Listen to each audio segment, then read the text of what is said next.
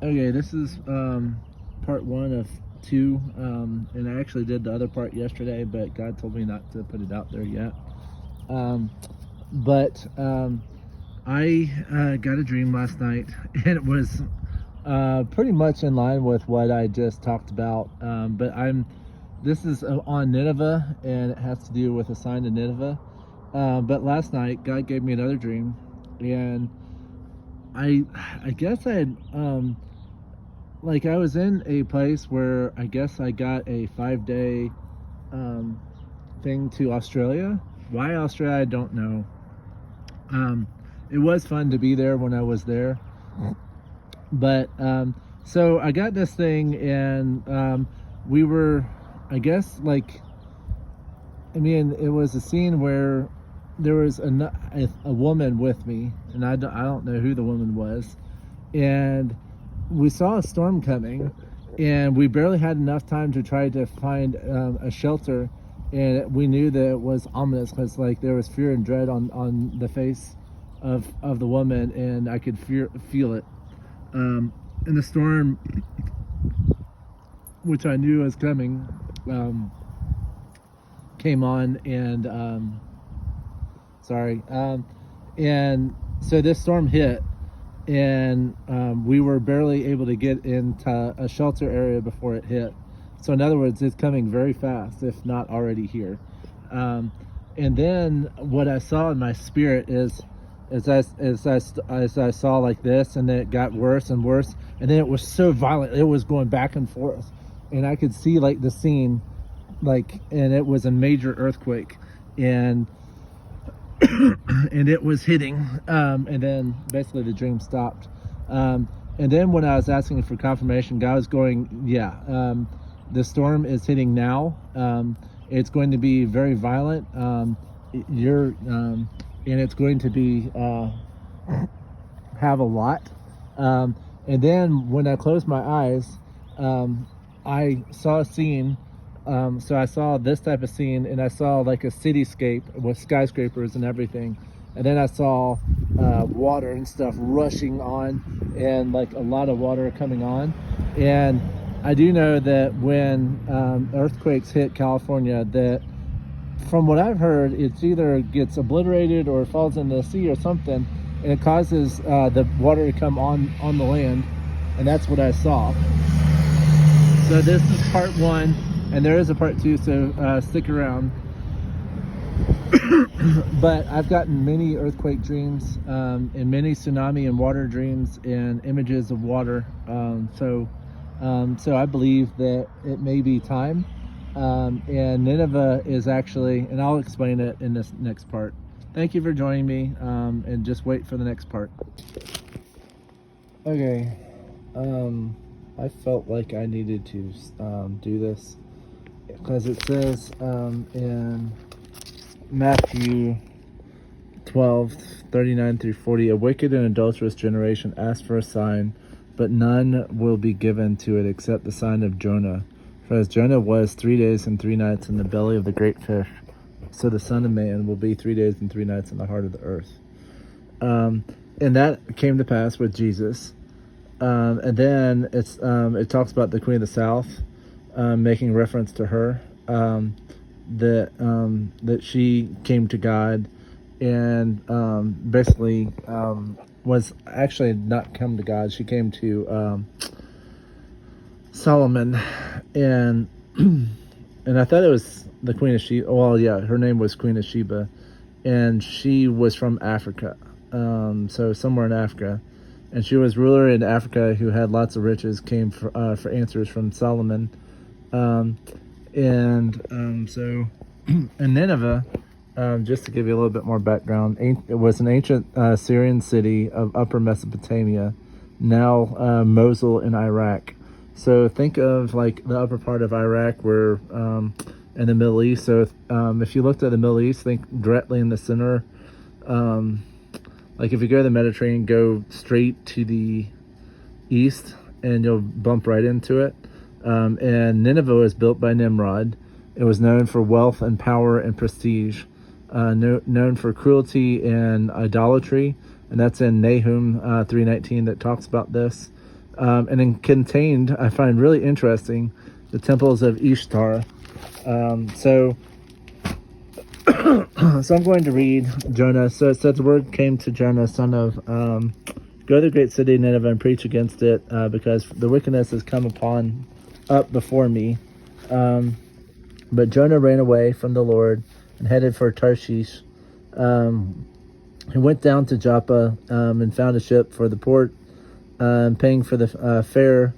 And then the Lord sent a great windstorm, and such a violent storm arose, and they were trying to figure out what was going on. As we know, how can you sleep? Get up and call on your God. So they were trying to figure out why their ship was cursed. Then the sailors said to each other, "Come, let us cast lots to find out who is responsible for this calamity." And I am a Hebrew. I worship the Lord, the God of heaven, who made the sea and the land. And this terrified them. What have you done? They knew who was ruining. So basically, they picked him up and threw him into the ocean. And then they, "Our Lord, please do not let us die for taking this man's life." So they basically pleaded to God to not take his life. So here, actually, here's Assyria, and here's Israel. So this is Iraq, and so Nineveh would have been, well, there you go. Nineveh is right there. So you can see Jerusalem, Nineveh. So I actually picked the right book. So Jonah's prayer: in my distress, I called to the Lord, and he answered from the depths of the grave. I called for help, and you listened to my cry, and you hurled me into the deep and into the very heart of the seas, and the currents swirled around me. All your waves, and I have been banished from your sight. Yet I will look again toward your holy temple. The engulfing waters threatened me. The deep surrounded me. Seaweed was wrapped around my head.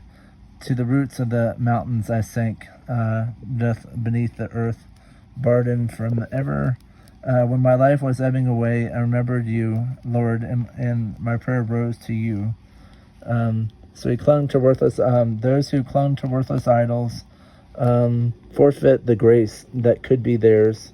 But I, with a song of thanksgiving, will sacrifice to you. What have I vowed? I will make good. Salvation comes from the Lord. And the Lord commanded the fish to take him in. And the Lord came the second time to great city, and he wanted to proclaim the message for him. And for 40 more days, and Nineveh will be overturned. The Ninevites, so he went to Nineveh and said, in 40 days, Nineveh will be overturned. The Ninevites believed God. They declared a fast, and all of them, from the greatest to the least, put on sackcloth.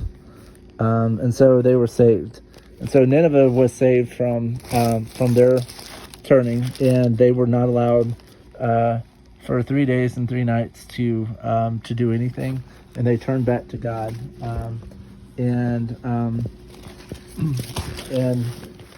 we were given a sign on April 8th of last year that went over, I think, 6 or 7 different Ninevehs, and it was an eclipse, and it happened. And I also read to you already the Mathew 12. We've had the sign of Jonah. That was the eclipse that went through Nineveh, and those that knew what was going on spoke up. And I find it very interesting, though, that Nineveh had contained Ishtar. And it's, I'm not going to say it's going to happen, but people are celebrating the pagan festival Ishtar this weekend. And it's Ishtar has gotten, whatever you call it, its new name is Easter. And Easter is not commanded in the Bible to worship it, and it's because it's celebrating the god Ishtar, which is the fertility goddess. And I think in Greek they may or call her Aphrodite, but it's one and the same person. So, but this is a message I got from God. And this is what God... so go to God with this. But ever since the sign of judgment was declared on this nation, and no one heeded the warning, very few did. Some did for a short time, and then went whole hog back into their sin. In other words, they went full on into their sin because they're like, oh, well, nothing's happened in 40 days, so I'm good to go now. The judgment of God has come, and the U of S is going down. Do you not see how in this country is falling? Do you not see how the beast of spoken of in the Bible and the Antichrist are taking it down from within? This country is falling into recession, which is going to go into a deep depression, which is going to lead this country into darkness that is never before seen before, and it will not come back out from it. An utter destruction of the land, the resources, and the people who refuse to see the light and turn. You have been warned. You have been judged. And now comes the end of this great nation, Babylon, that will be removed from memory. So I can't read my own writing. Great earthquakes like have never been seen. Tsunamis, hurricanes, floods, and volcanoes will utterly destroy and lay waste to this wicked and perverse nation. I had a prophet this morning on You Be Ready. He pinned another prophet that said what they said. I'm just quoting what they said. They said it will start on the West Coast with with two different earthquakes. I think it was one like the Northeast and one in along the San Andreas that will cause part of California to fall into the sea. Which will also cause a tsunami on the land. It will push water onto the land and cause it to whatever. And I think because of the cracking and all, I can see volcanoes going off. Because there's several volcanoes that are on it, and Mount Shasta is already giving signs that it's about to blow. Yellowstone has a new vent that, and I've already told you this, that was open. Then you have Rainier that is also on that same fault line. You have Mount St. Helens and you have Mount Hood. And and there's another volcano up in outside of Anchorage called Mount Spur that is showing major signs that it's about to erupt as well. And I think it's along that same fault line. But just imagine a great earthquake like we've never seen, and all this happening. The earth is going to split open, and all these magma chambers are going to come to the surface and go boom. And then what they were saying is there's going to be a tsunami, and they didn't know how the tsunami would happen. What I have seen, there's two scenarios. One was it La Palma? There was a La Palma Island which would slide into the ocean, cause a tsunami, and then there was another 2 or 3 videos that I saw of a meteor or asteroid hitting on the northern side of Puerto Rico and causing a massive wall of water to go all the way to the Appalachians, if not beyond. So I think we're there. After Yah is through, nothing will be recognizable. Nineveh turned fully from her wicked ways, but you, America, would rather celebrate the goddess of a man-made holiday, chasing after bunnies and eating things sacrificed to other gods. Your end is at hand, and soon the judgments will fall. So God is pronouncing judgment on this nation. I would go to him. These words are not from me. These are what I got writing about this, and I find it very interesting that the sign of Nineveh and the sign of Jonah was about Nineveh, and Nineveh leads to Ishtar. In Ishtar, the Easter weekend is this weekend. So will we follow? Will certain things happen this weekend? I mean, that's the way I read it. It looks like it, but if it doesn't happen, I'm not saying it will or it won't. I mean, I'm just saying that a lot of signs, a lot of fingers are pointing there. And I'm sorry about misleading about the days of darkness, but And maybe it's, and I think it's one reason why it never happened on Passover is because a lot of people have been told that God died on Easter and not Passover. And many millions of people have been told that Easter is the correct holiday for the Christian people, when if you look at the Bible, there's not Easter in the Bible, or Ishtar. There is Nineveh, and there is like Queen of the South and Jezebel and all these others, but I don't see any mentioning. Well, actually, Ishtar is in the Bible. It's in when Nimrod, I think it talks about the goddess Ishtar, and that maybe that's the Nahum reference. But anyway, so I'm not pointing to any dates. I'm saying that it potentially could happen, and things could happen that way. And like it says in the Bible, no one knows the times or the seasons. Or actually, it's not the times or seasons, but the hours of when God potentially could do certain things. And there's a lot of things that are about to happen. Like, okay, because I mean, it talks about in Revelation about Babylon falling, but we don't know where in the timeline that happens. We know that tribulation, like never before seen, happens, but how does that fall into the timeline? The same with a day of wrath or the day of the Lord. I mean, that's mentioned in the Bible as well. So we're hearing all these different references to days that we don't really understand, and the Bible. I've been trying to figure out the Bible and trying to figure out maybe different things, but I'm trying to do my best that I can. And all I can do is tell you what I believe may happen. So if it doesn't happen, don't say, oh, well, he said blah, blah, blah, and it didn't happen.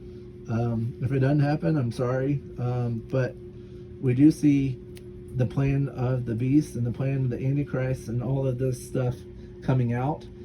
We see that certain robots are being made by a certain company that starts with a T, and they are going to be used in this time to control us.